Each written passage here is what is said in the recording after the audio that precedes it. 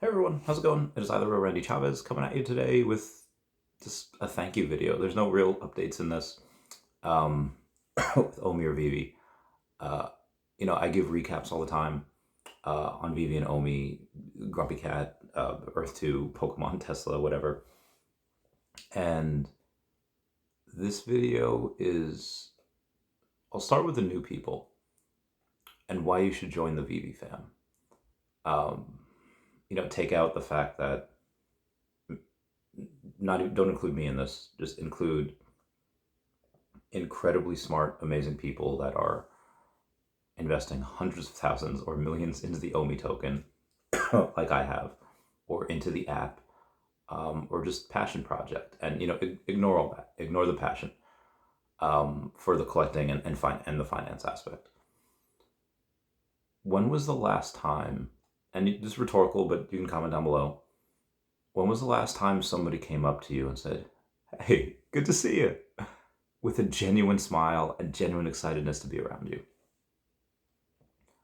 I feel like that doesn't happen as much. And this thought came to me yesterday. I was having lunch with Fanny Carbonell. For those that don't know, she's a French actress, been in Harry Potter. She was just in The Nun too. Love her, and she's part of the Veve fan. But we were talking about kind of why some of the Fantastic Beasts movies weren't nearly as successful as the OG Harry Potter movies, and it was partly because it's easier to relate to kids.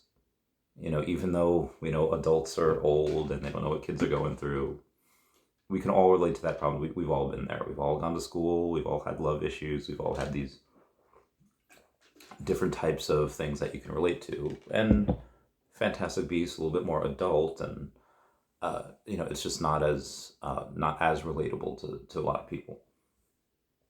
And just to kind of take this a step further, whether it's Harry Potter, Stranger Things, the clown movie, there's something special about that time when you're a teenager and you just have like your friends, like your boys, like your crew.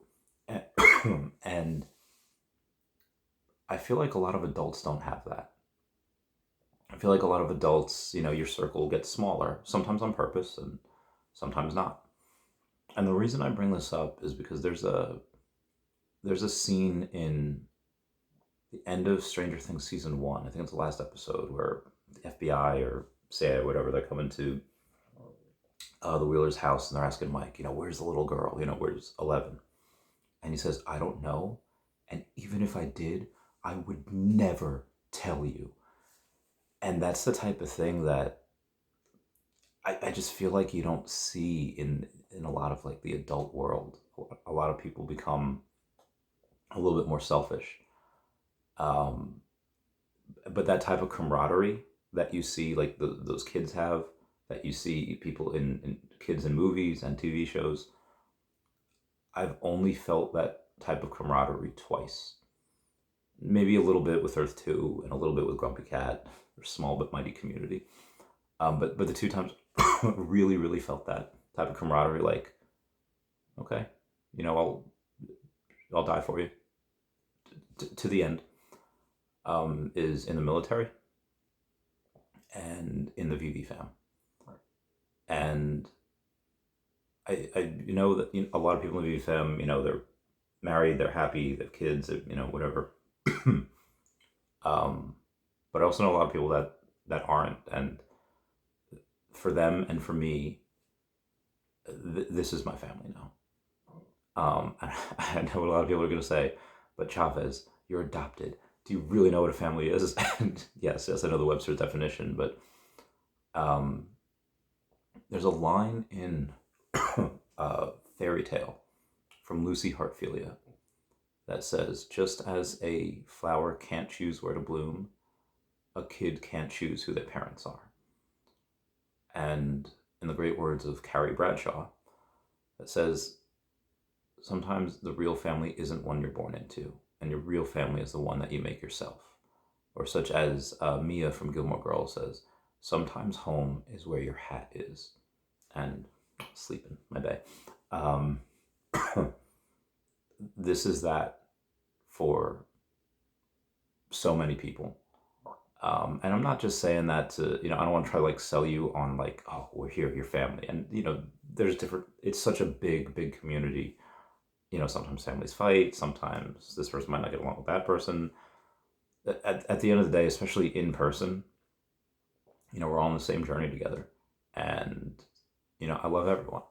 And I wish there were some people I got to spend more time with, that I get to meet, that I, closer to. But one of the good problems of this is that there's so many loving and amazing people that you just don't have time to spend adequate enough time with all of them. And most people have, I think, more money in Veve than they do OMI. It's all part of the OMI ecosystem, so it's all good for the company. But now to kind of turn it and appeal to your selfish side a little bit. Obviously, this is not financial advice. I'm not a financial advisor in these videos. I do have clients, and I do give them financial advice, but not here. Just to explain, why I do the things I do, and why I believe so much in this community. Why I've never sold an OMI token. Why I've never actually taken money out of the OMI ecosystem. Even if I were to sell some Veve stuff and cash out, went to OMI. You have a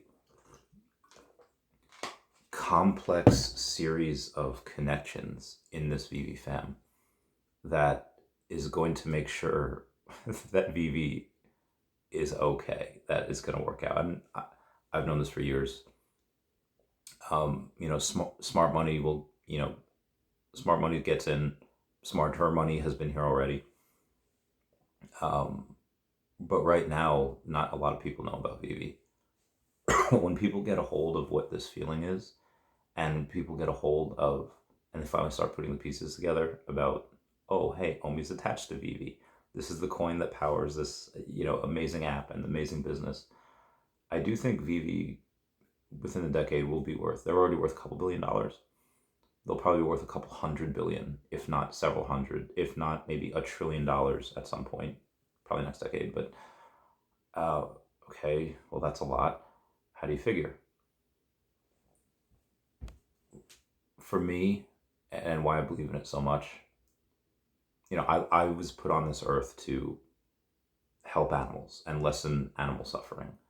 And in 2021, one had about $500,000. I went and put pretty much everything into the OMI token.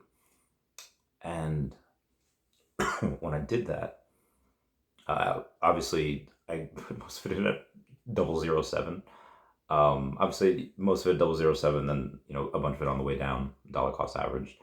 Now I put in a total of about maybe $650,000. And well, only have 175 million OMI. It's worth about 0009 right now. You could do the math and see that I'm down a couple $100,000 the last few years. Several $100,000. And why do I continue to dollar cost average? Well, as Crypto Rain says, like, you have that recency bias. What's been happening the last few months or last year, people think is just automatically going to continue in that trajectory. But if you know cycles, if you understand markets, you know that the tough times never last.